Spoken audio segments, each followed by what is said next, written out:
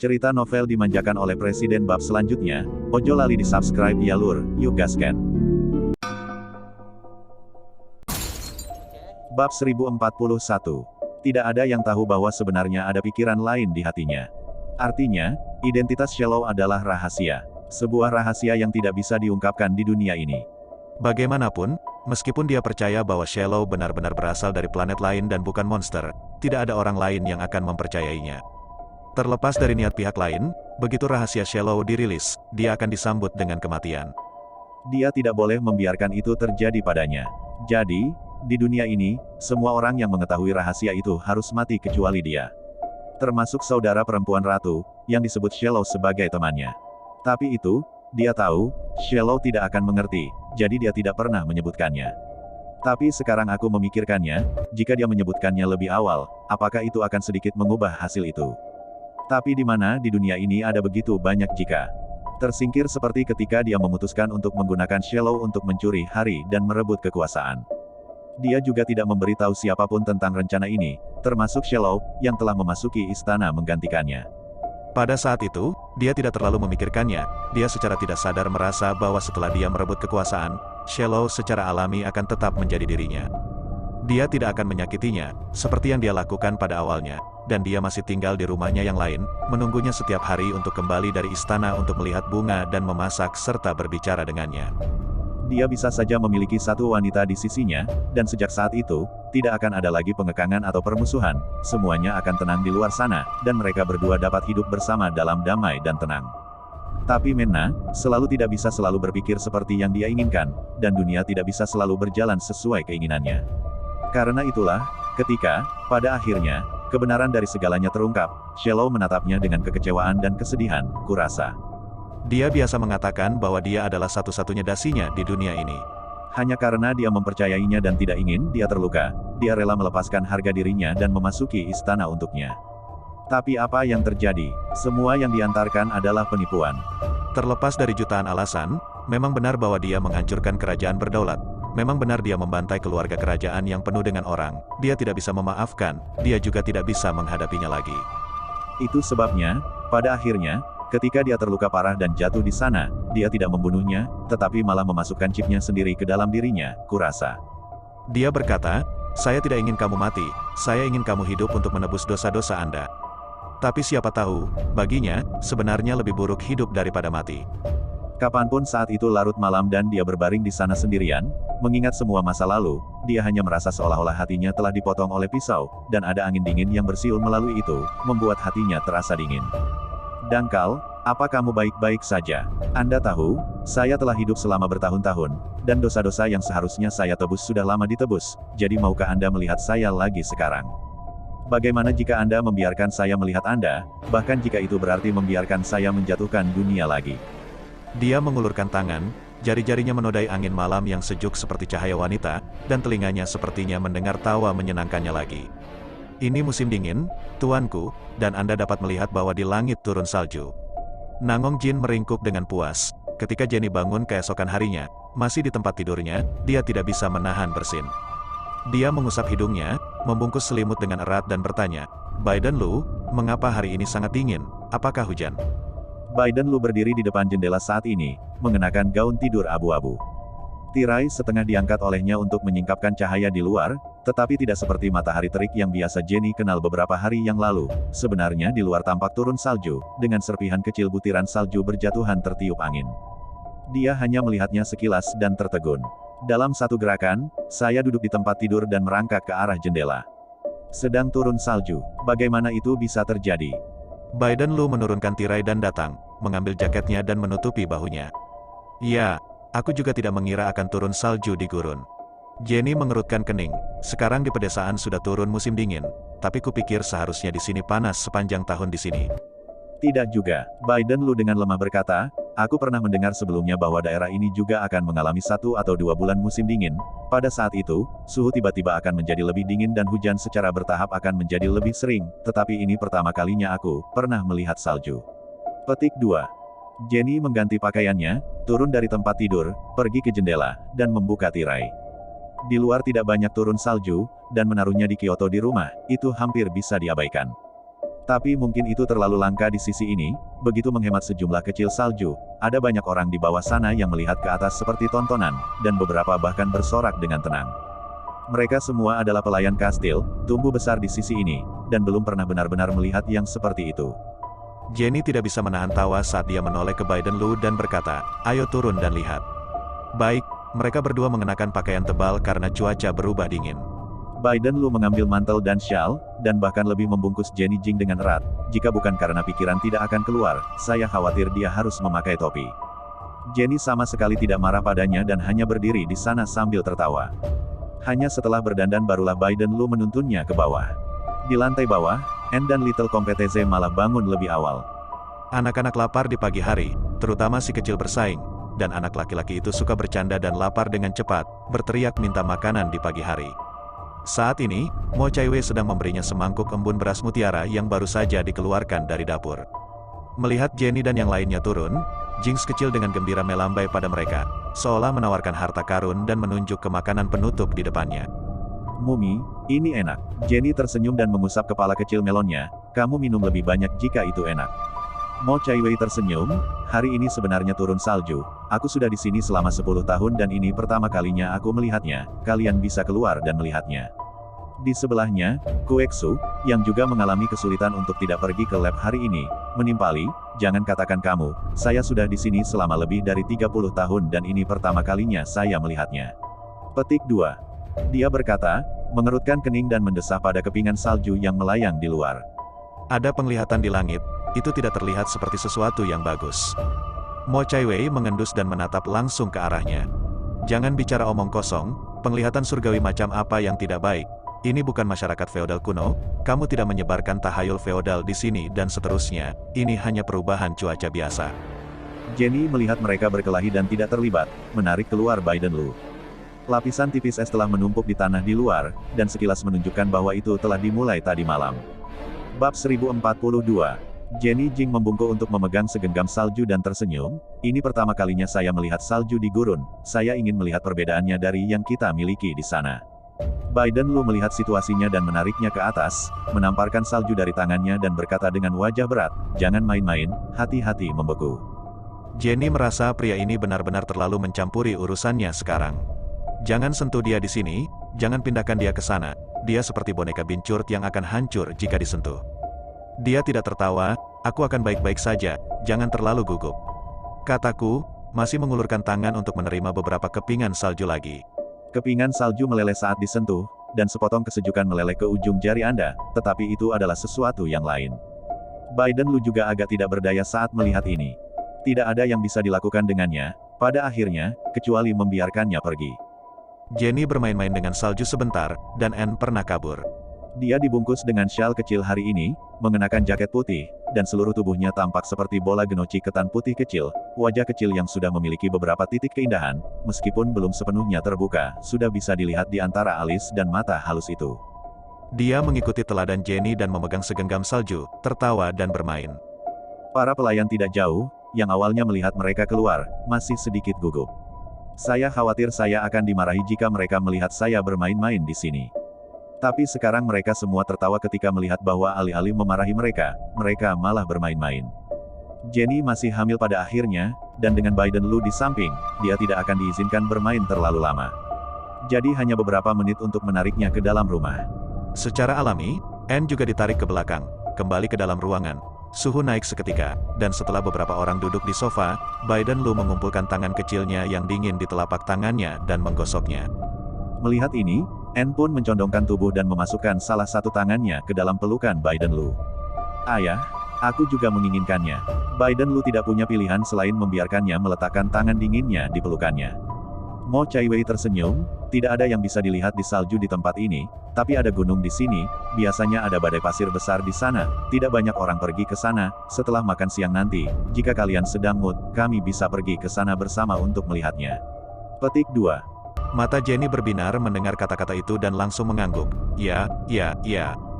Jadi, setelah kami semua makan siang bersama, kami naik bus. Ketika kami mencapai kaki gunung, kami menyadari bahwa salju turun lebih deras di sisi gunung ini, bahkan menghalangi jalan menuju puncak.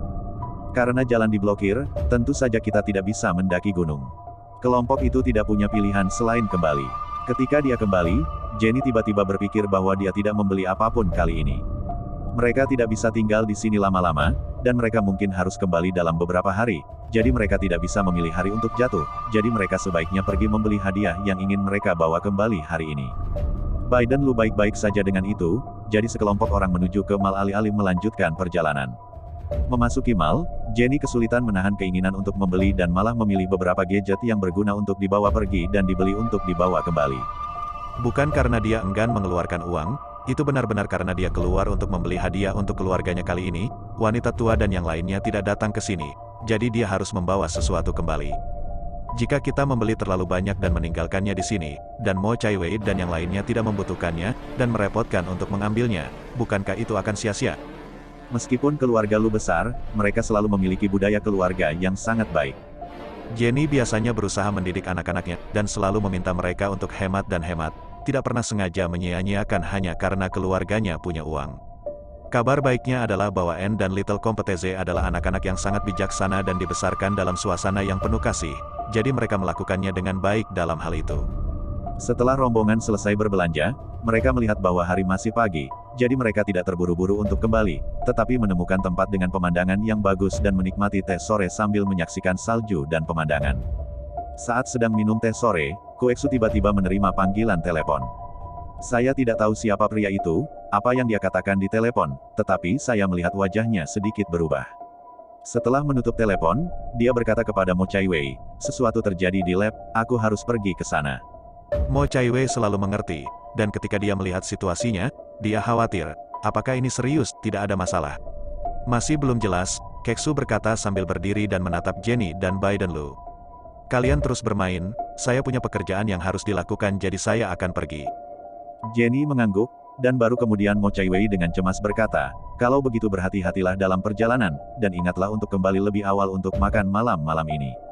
Mengerti. Setelah Koeksu selesai, dia pergi. Jenny memperhatikan punggungnya saat dia pergi dan bertanya, Bu, apa yang terutama dipelajari oleh lab Paman Ke? Mo Chai Wei tersenyum, saya tidak yakin tentang detailnya, tapi bagaimanapun itu semua adalah patologi, virus dan semacamnya. Jenny mengangguk. Saya pernah mendengar sebelumnya bahwa ada seorang dokter hantu yang sangat hebat dalam keterampilan medisnya. Tidak ada penyakit di dunia ini yang tidak dapat dia sembuhkan.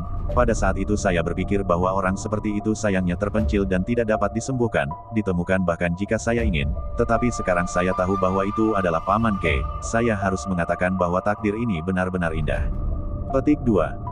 Mo Chai Wei juga menghela nafas, ya, aku sebenarnya bersyukur telah bertemu dengannya, jika bukan karena dia, mungkin aku akan mati 10 tahun yang lalu, jadi bagaimana aku bisa berada di sini hari ini. Mereka mengobrol dan minum teh sore, baru pada pukul 6 kami meninggalkan kedai teh. Ketika dia pergi, Mo Chai Wei tiba-tiba menerima telepon dari Koeksu. Di telepon, Koeksu terdengar sedikit bersemangat. Kai Wei, apakah Jenny Jing dan Biden Lu masih bersamamu? Mo Chai Wei tertegun, berpaling untuk melihat Jenny dan Biden Lu dan bertanya, dia, ada apa? Katakan pada mereka untuk menungguku di dalam rumah, aku akan segera kembali, aku punya kabar baik untuk mereka. Keksu berkata dan menutup telepon. Karena berdiri begitu dekat, Jenny sebenarnya mendengar isi panggilan telepon itu ketika Mo Chai Wei sedang berbicara di telepon barusan. Jadi, sekarang mengangkat alis, dia bertanya, Paman Ke punya sesuatu untuk kita. Mo Chai Wei mengangguk, juga dalam kabut. Dia tidak mengatakan dengan tepat tentang apa itu di telepon, tapi dari cara dia bersuara, kedengarannya bagus. Jenny tersenyum, karena itu hal yang baik, ayo cepat kembali, mungkin benar-benar ada kabar baik yang menunggu kita. Mo Chai Wei mengangguk, jadi saat itulah rombongan masuk ke dalam mobil dan pulang ke rumah. Ketika saya kembali ke kastil, saya menemukan bahwa Keksu telah kembali. Beberapa orang memasuki pintu dan melihat seorang pria parubaya yang aneh duduk di sofa ruang tamu. Bab 1043. Begitu mereka masuk, yang lain berdiri dari sofa. Mungkin karena dia tidak mengenalnya dengan baik, dia terlihat sedikit pemalu dan canggung, dan Mo Chai Wei tidak mengenalinya dan saling memandang dengan Jenny dan yang lainnya. Dan akhirnya, Koeksu keluar dari belakang. Kamu kembali. Quixote muncul, tidak tahu apa yang baru saja dia lakukan, dan mengambil air di tangannya. Saat ini, Dia sedang menyeka air dengan handuk sambil tersenyum dan memperkenalkan, seperti yang saya katakan sebelumnya, saya punya teman yang merupakan dana botani. Hari ini saya mengundang seseorang untuk memperkenalkannya. Inilah dunia ahli botani terkenal Wen Wenjun. Wenjun, ini istri saya Mo Chai Wei, keduanya adalah putri istri dan menantu laki-laki saya, Jenny, Biden Lu. Ini bayi mereka. Petik 2. Setelah memperkenalkan masing-masing dan setiap dari mereka ke Kueksu, Wen Wenjun melangkah maju dan mengulurkan tangannya. Aku sudah lama mendengar nama Lu, dan sungguh luar biasa melihatnya hari ini. Senang bertemu denganmu. Biden Lu juga mengulurkan tangannya dan menggoyangkannya, sudut bibirnya melengkung ke atas. Bapak, Wen adalah dewa botani, dan saya sudah lama ingin bertemu dengannya. Tetapi saya tidak pernah berpikir saya akan bertemu dengannya hari ini. Itu hanya karena saya sudah lama mengaguminya. Kueksu tersenyum dan berkata, baiklah, ini semua adalah orang-orang kita sendiri, tidak perlu bersikap sopan, mari kita duduk. Jadi saat itulah kelompok itu duduk di sofa. Mo Chai Wei mengerti apa yang sedang terjadi sekarang. Sebelumnya, Keksu pernah berkata bahwa dia tidak pandai dalam hal-hal seperti menanam tanaman uang dan harus meminta teman baiknya Wen Wenjun untuk melakukannya. Sekilas hari ini, dia seharusnya mengundang yang lain saja. Ketika ada tamu di rumah, Mo Chai Wei, sebagai nyonya rumah, tentu harus memperlakukan mereka dengan baik. Jadi ketika semua orang sudah duduk, dia pergi ke dapur dan memesan makanan ringan dan buah-buahan untuk dibuat dan dipotong. Dan di sini, di ruang tamu, Kueksu tidak bertele-tele dan hanya menjelaskan apa yang dia maksud. Wenjun, alasan saya meminta Anda untuk datang ke sini kali ini, seperti yang saya katakan di telepon sebelumnya, ketegangan uang ini terkait dengan kehidupan seorang teman dari dua junior saya. Jadi saya juga meminta agar Anda memastikan untuk membantu dan meneliti itu untuk melihat apakah mungkin untuk membiarkannya. Wen Wenjun mengangguk. Aku tahu, karena aku adalah teman Tuan Lu, tentu saja aku akan melakukan yang terbaik. Tapi pabrik uang ini, aku hanya melihatnya di buku dan database sebelumnya, dan aku belum pernah melihat benda fisik, saya juga tidak punya pengalaman dalam menanamnya, jadi saya masih belum yakin 10%, jadi mengapa Anda tidak mengajak saya melihat tanaman uang itu sekarang, jadi saya bisa mengerti apa yang terjadi. Petik 2. Kueksu mengangguk. Oke, kalau begitu kalian ikut denganku. Dia berkata sambil berdiri, anggota kelompok lainnya mengikuti. Pada saat ini, orang dewasa sedang membicarakan sesuatu, jadi Jenny meminta para pelayan untuk membawa Anne dan Little Kompeteze ke ruang bermain untuk bermain. Kelompok mereka, saat mereka berjalan ke belakang ruang bunga, Kueksu sedang berbicara dengan Wen Wenjun tentang kejadian ini. Ketika dia sampai di ruang bunga, dia membuka sebuah pintu kecil, yang menunjukkan tanaman-tanaman uang yang ditanam di dalam kotak giok di dalamnya. Saat dia melihat tekanan uang, mata Wen berbinar. Tanpa mengatakan apa-apa, dia dengan cepat berjalan ke depan dan membungkuk di atas pabrik uang untuk mengamatinya dengan cermat. Jenny Jing dan Biden Lu, keduanya berdiri tidak jauh di belakang mereka, tidak naik untuk mengganggu mereka. Dan Keksu berdiri di sampingnya, menatapnya saat dia mengamati tekanan uang saat dia bertanya, Wenjun, ini sangat rumit dan metode memelihara tanaman adalah sesuatu yang belum pernah saya dengar sebelumnya, jadi lihat dan lihat jika Anda yakin dapat membiarkan yang lain darinya. Wen mengangkat tangannya, memotongnya. Alih-alih mengatakan apapun, dia mengambil kaca pembesar dari saku jaketnya dan mengintip lebih dekat ke dalamnya. Semua orang memandangnya dengan rasa ingin tahu, bertanya-tanya apa yang akan dia lakukan. Dia hanya mengamati seluruh tekanan uang satu kali sebelum dan sesudah, dan setelah waktu yang lama, dia membanting pahanya. Luar biasa, benar-benar luar biasa. Beberapa orang berkabut, menatapnya dan bertanya, ada apa? Wen Wenjun berbalik. Saat itulah saya bisa melihat sedikit kemerahan di wajahnya, seperti dia sedikit bersemangat. Dia menunjuk pada aliran uang dan bertanya dengan penuh semangat, tahukah Anda berapa tahun ini telah punah? Lebih dari 200 tahun, 200 tahun penuh, saya pernah membaca di buku sebelumnya bahwa aliran uang ini berwarna emas, dan alasannya disebut money strain adalah karena buah yang dihasilkannya seperti uang tembaga dulu, dan warnanya mirip emas, makanya diberi nama itu. Petik 2. Memang lembut dan akan layu jika Anda tidak berhati-hati, dan setelah layu seluruh tanaman tidak berguna, tetapi karena gioknya hangat dan lembab, dan tumbuh dengan mengambil air dari sumber air, itu harus dibesarkan dalam kotak batu giok berisi air tawar, dan Anda berhak melakukannya. Petik 2. Keksu mendengarkan cara dia berbicara, dan dia tidak bisa tidak merasakan secercah harapan. Dan menurut Anda, apakah Anda memiliki cara untuk menumbuhkan yang lain darinya, ambil buah dari atas ini? Tanpa diduga, kata-kata itu disambut dengan cemberut dari Winnie. Saya belum pernah mendengar cara menanam ini, dan buah ini sangat berharga. Jika tidak berhasil menanam, buah ini akan musnah. Apakah Anda bersedia? Hidup seorang pria dipertaruhkan, tentu saja dia bersedia. Wen Wenjun langsung tersenyum. Kalian hanya harus bersedia, jadi saya akan tinggal di sini untuk sementara waktu dan bekerja tentang cara menumbuhkannya, dan saya akan memberitahu Anda ketika saya telah berhasil. Dia cukup kasar, dan begitu Keksu melihatnya seperti itu, dia tahu bahwa meskipun dia tidak mengatakan apa-apa, dia sebenarnya memiliki beberapa hal dalam pikirannya. Bagaimanapun, mereka telah berteman selama bertahun-tahun dan karena itu mereka saling mengenal dengan baik kepribadian. Jadi, dia segera berkata, tidak masalah. Selama Anda membantu saya menyelesaikan ini, saya akan mengakui Anda sebagai bantuan besar, dan jika ada sesuatu di masa depan, katakan saja apa yang harus saya lakukan. Biden Lu dan Jenny Jing juga berkata, kami juga. Wen Wenjun tersenyum dan melambaikan tangannya, itu tidak perlu, aku bisa meneliti untuk menumbuhkannya untukmu, tapi setelah itu selesai, kamu harus berjanji padaku satu hal. Jenny bertanya, ada apa? Silakan. Setelah selesai, Anda harus mengizinkan saya untuk membawa salah satu tanaman dengan saya sebagai model untuk penelitian kami.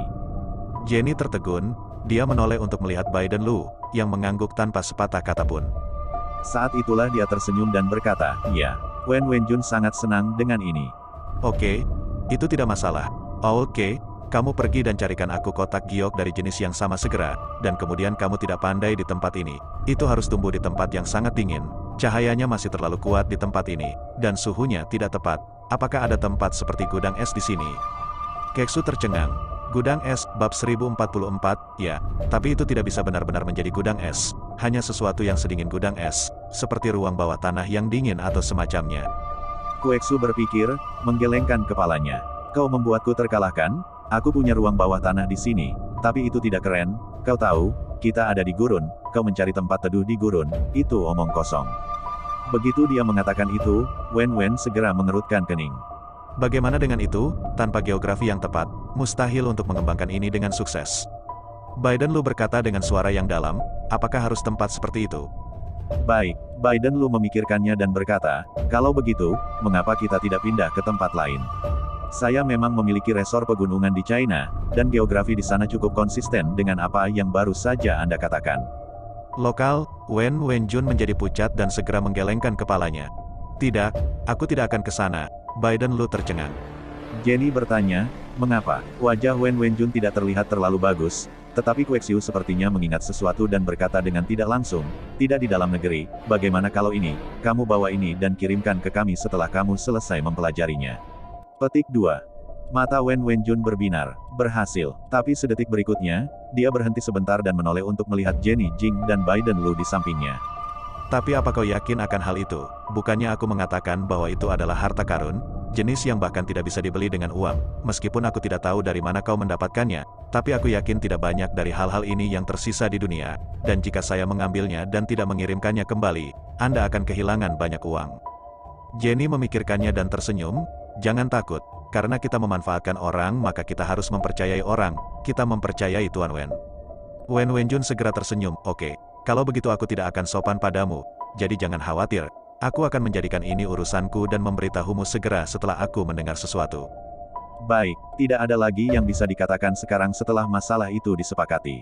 Winnie adalah orang yang sangat eksekutif yang mengatakan dia ingin segera melakukannya dan tidak bisa menunggu sebentar.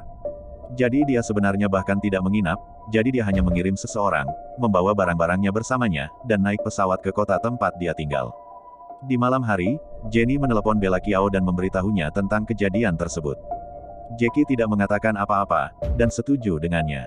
Mereka bukanlah orang yang pelit, walaupun ini tentang kehidupan Bella Kiao dan tidak boleh ceroboh, namun saat meminta bantuan, Anda harus mempercayai orang. Dan memang benar bahwa hanya satu tanaman di sana saja yang tidak dapat mengalahkan apapun. Sekarang, Bella Kiao dan yang lainnya sudah mendapatkan sepotong batu giok surgawi di tangan mereka, dan akan segera mendapatkan yang kedua. Menurutnya, situasi di sisi Yunan menjadi lebih lancar dari yang dia perkirakan, dan mereka telah sepakat satu sama lain untuk menghabiskan sejumlah besar uang untuk membeli sepotong batu giok dan menukarnya di malam hari. Untuk Gu Xiqian dan Bella Kiao, selama sesuatu bisa dilakukan dengan uang, tentu tidak sulit. Jenny mengangguk setelah mendengar itu, merasa sedikit lega. Tepat setelah itu, dia berbicara dengan Bella Kiao tentang Nangong Jin. Tentang Nangong Jin yang datang ke sini dan dengan sengaja mendekati mereka. Sampai sekarang, Jenny belum menemukan petunjuk apapun. Tidak tahu sama sekali, untuk apa dia melakukan ini. Bella Kiao juga sangat terkejut setelah mendengar ini. Tetapi bahkan dia, pada kenyataannya, tidak tahu banyak tentang Namong Jin. Jadi sulit untuk mengetahui apa yang dia lakukan di tempat ini. Jenny menghela napas. Jika kamu tidak bisa mengetahuinya, maka kamu tidak perlu memikirkannya. Bagaimanapun, tentara ada di sini untuk menghentikannya. Aku tidak takut dia membuat sesuatu terjadi, tapi aku takut dia akan melakukannya. Diamlah, dan aku akan memberitahumu jika terjadi sesuatu. Petik 2. Baik, setelah menutup telepon, Jenny berbicara dengan Biden Lu tentang masalah ini lagi. Reaksi Biden Lu sama dengan reaksi Bella Kiao, dan bagaimanapun, para prajurit akan ada di sini ketika saatnya tiba. Jadi dia tidak berpikir dua kali tentang itu. Ketika malam berlalu, saya pergi tidur dengan tenang. Keesokan paginya, salju akhirnya berhenti. Salju turun sepanjang hari dan sepanjang malam, dan meskipun butiran salju kecil, mereka masih membungkus seluruh kota dengan lapisan tipis putih. Karena di luar sangat dingin, Jenny dan yang lainnya tidak punya rencana untuk keluar, jadi mereka duduk di ruang tamu, mengobrol di sekitar perapian. Percakapan, entah kenapa, sampai pada pokok bahasan kehidupan N. Setelah beberapa hari bersama, Mo Chaiwei sangat menyukai An sebagai anak yang berperilaku baik. Itu juga sangat memilukan tentang fakta bahwa dia tidak memiliki ibu sungguhan sejak dia masih kecil. Dan setelah beberapa hari ini, dia dapat melihat bahwa Biden Lu sangat baik kepada Jenny Jing. Jadi, dia tidak begitu terikat pada masa lalu Biden Lu. Pada akhirnya, dia hanya memiliki pikiran itu karena dia pernah disakiti di masa lalu. Jadi dia takut Jenny akan terluka dan dibohongi seperti dia. Sekarang, fakta membuktikan segalanya, dan Biden Lu memang pria baik Jenny Jing, jadi tidak ada lagi yang bisa dia katakan. Adapun ibu kandung N, karena dia belum ada sejak awal, dia mungkin tidak akan pernah ada di masa depan dalam semua kemungkinan. Bahkan jika mereka muncul, saya yakin itu tidak akan mempengaruhi hubungan mereka sekarang. Jenny melihatnya berpikir seperti ini sebelum dia menurunkan pikirannya. Dia benar-benar memandang dirinya sendiri dengan agak terbuka, tidak memikirkan apapun tentang itu. Anne adalah anaknya, dan dia mencintai anak ini dengan sepenuh hatinya, dan sejauh hubungan darah berjalan, dia tidak peduli. Mereka mengobrol sebentar, Jenny hamil dan agak mengantuk, jadi mereka kembali ke kamar untuk istirahat. Ketika saya bangun, saya tiba-tiba menerima panggilan telepon. Itu wanita tua yang menelepon dari F setelah bermain di Jin begitu lama. Wanita tua dan pria tua itu, sudah berencana untuk pergi ke rumah. Panggilan ini hanya untuk berbicara dengan mereka. Jenny tersenyum mendengar berita itu dan memberitahu wanita tua itu. Wanita tua itu sangat mengkhawatirkannya, dia hamil dan tidak bisa pergi kemana-mana dengan mudah. Jenny Jing tersenyum dan menceritakan situasinya baru-baru ini agar tidak membuat orang tua itu khawatir. Wanita tua itu lega mendengar bahwa dia makan dan tidur nyenyak dan dirawat dengan baik di sini. Tetap saja, dia berulang kali mengatakan kepadanya bahwa yang terbaik adalah tidak meninggalkan rumah, agar tidak terjadi sesuatu padanya. Jenny tidak terlalu memikirkannya dan dengan hangat setuju, sebelum menutup telepon. Setelah menutup telepon, Biden Lu kebetulan masuk, melihatnya memegang telepon, dan bertanya, siapa yang menelepon. Jenny berkata, nenek, dia dan kakek berencana untuk kembali ke China. Begitu cepat, Biden Lu sedikit terkejut. Lagi pula, Nyonya Tua Jin dan Nyonya Jin Tua sudah lama tidak bertemu, jadi sulit untuk berkumpul. Bab 1045 dia mengira mereka akan tinggal lebih lama. Jenny tersenyum, orang-orang semakin tua, bagaimanapun juga, mereka mencintai keluarga mereka, jadi mereka tidak bisa tinggal di luar sepanjang waktu. Kamu benar, Biden Lu datang dan memberinya susu di tangannya. Jenny meminum minuman sebelum bertanya, jam berapa sekarang? Jam 2, masih pagi. Jenny mengangguk, berhenti sejenak, dan bertanya, aku ingin tahu apakah kita harus kembali juga. Biden Lu bertanya, kapan Anda ingin kembali? Besok aku sudah mengecek ramalan cuaca sebelumnya, lusa sangat sejuk, saatnya pulang setelah sekian lama keluar, N masih sekolah. Baiklah, kalau begitu, bicaralah dengan ibu dan yang lainnya saat makan malam ini. Baik, setelah mereka berdua memutuskan, Jenny membahasnya saat makan malam. Begitu Mo Chaiwei mendengar bahwa dia akan pergi, wajahnya langsung berubah. Kamu akan pergi, apakah kamu merasa tidak nyaman tinggal di sini? Tidak terbiasa, atau ada hal lain? Jenny Jing tersenyum, tidak, cukup enak di sini, hidup dengan nyaman, makan enak, tidak ada yang tidak nyaman, tapi kami telah keluar untuk beberapa waktu, harus kembali, perusahaan memiliki banyak hal yang harus ditangani, Anan juga harus pergi ke sekolah, saya datang kali ini, terutama ingin melihat di mana Anda tinggal, apakah Anda baik-baik saja, sekarang melihat Anda hidup dengan sangat baik, saya juga merasa lega. Petik 2. Ekspresi Mo Chaiwei sedih, tapi aku tidak ingin kamu kembali. Dia selalu bersikap agak sederhana dan langsung sejak dia kehilangan ingatannya, dan apapun yang ada di pikirannya, ada di bibirnya. Hati Jenny menghangat di telinganya, dan dia tidak bisa menahan senyum di wajahnya. Aku tahu kamu tidak bisa meninggalkanku, dan aku tidak bisa meninggalkanmu, jadi jika kamu punya waktu di masa depan, kamu bisa kembali ke China untuk bermain denganku. Aku juga ingin mengenalkanmu pada nenek dan kakek, mereka juga orang-orang yang sangat baik, benar, dan paman, bukankah kamu dan Guan Jiwan adalah teman baik? Kakaknya sendiri adalah kepala keluarga Guan saat ini dan pria yang sangat baik, jadi saya akan memperkenalkan Anda kepadanya ketika Anda kembali ke negara itu. Petik 2. Begitu Mo Chaiwei mendengarnya menyebut Guan Jiwan, cahaya melintas di matanya, tetapi pada akhirnya, dia menggelengkan kepalanya. Tidak apa-apa, saya lebih suka tidak melihat orang-orang ini. Saya tidak mengingat banyak hal dari masa lalu, dan ketika saya melihat mereka, saya hanya harus saling memandang. Jenny Jing tahu bahwa dia belum sepenuhnya menerima masa lalunya di dalam hatinya, jadi dia tidak memaksakannya dan menganggukkan kepalanya. Mo Chaiwei melihat bahwa hal yang mereka tinggalkan ini tidak dapat diubah, jadi dia tidak dapat mengatakan apa-apa lagi saat ini. Setelah makan malam, itu adalah upaya diam-diam untuk mengemas beberapa hal yang Anda ingin mereka bawa. Jenny Jing memperhatikan ketidakbahagiaannya dan menemukan Mo Chaiwei yang tampak kesepian di kamarnya ketika semua orang sedang menyelesaikan makan malam dan berjalan-jalan. Di dalam kamar, Mo Chaiwei sedang menumpuk sesuatu di sana dengan punggung menghadap pintu. Jenny berteriak, "Bu!" Mo Chaiwei berbalik dan melihat bahwa itu adalah dia bahkan sebelum dia menyeka air mata dari matanya dan tersenyum. "Kamu di sini." Jenny tidak menyangka dia diam-diam menangis sendirian, mengerutkan kening, dan berjalan masuk. "Bu, ada apa denganmu?" Mo Chaiwei tersenyum, "Bukan apa-apa, aku baru saja membuka jendela dan pasir dari luar tertiup masuk ke mataku," kataku sambil mengusap mataku yang agak merah, tapi Jenny bisa melihat dengan jelas, di manakah pasir hilang dari matanya. Jelas bahwa dialah yang menangis karena dia tidak mau. Dia menghela napas dalam diam dan meraih tangan Mo Chaiwei, duduk di sofa di sebelahnya. "Bu, apakah kamu sedih melihat kami pergi?" Mo Chaiwei menatapnya dan mengangguk. Dia tampak sedikit sedih. "Sebenarnya aku tahu bahwa kamu tidak bisa tinggal di sini bersamaku sepanjang waktu. Tetapi selama ini, aku tinggal di sini sendirian. Terlalu sepi, Su punya urusan untuk diurus. Kadang-kadang begitu dia masuk ke lab, dia tidak keluar selama sehari semalam, aku tidak bisa memaksanya untuk tetap di sisiku sepanjang waktu. Aku hanya bisa menjaga kastil besar ini sendirian, dan aku tidak punya teman atau kerabat. Saya tidak bosan sebelumnya, tetapi sejak Anda berada di sini, saya merasakan kegembiraan dan kegembiraan memiliki keluarga, dan kemudian saya memikirkan tentang masa lalu, dan tiba-tiba saya merasa sedikit takut, seperti saya tinggal di sini sendirian, hidup sebagai pulau." Petik 2. Jenny Jing menatapnya, alisnya cerah. Dia tidak pernah berpikir bahwa Mo Chaiwei akan berpikir seperti itu. Mo Chaiwei juga sepertinya menyadari bahwa dia agak terlalu sedih. Dia memaksakan senyum dan meyakinkan dirinya sendiri. Tapi tidak apa-apa, mungkin perlu beberapa saat untuk membiasakannya, lupakan saja. Tapi yang tidak dia ketahui adalah semakin dia terlihat seperti ini, Jenny semakin terlihat sedih. Dia mengangkat tangannya dan memeluk Mo Chaiwei. Setelah sekian lama, dia melepaskannya dan berbisik, "Bu, mengapa kamu tidak pulang bersamaku dan tinggal di tempatku?" Mo Chaiwei tertegun, menatapnya dengan tatapan kosong. "Bolehkah saya?" "Tentu." Jenny tersenyum, "Saya tidak bisa menunggu. Pada kenyataannya, jangan katakan Anda tidak ingin meninggalkan kami juga tidak ingin meninggalkan Anda, kami ibu dan anak, setelah semua dan Downs gak gampang reuni, gue juga gak mau berpisah kayak gini, kenapa gak pindah ke tempat gue, kalau Paman Ke mau biar dia juga pindah ke sana, kalau enggak mau dia selalu dapat meluangkan waktu untuk mengunjungi Anda, jadi Anda tidak akan sendirian.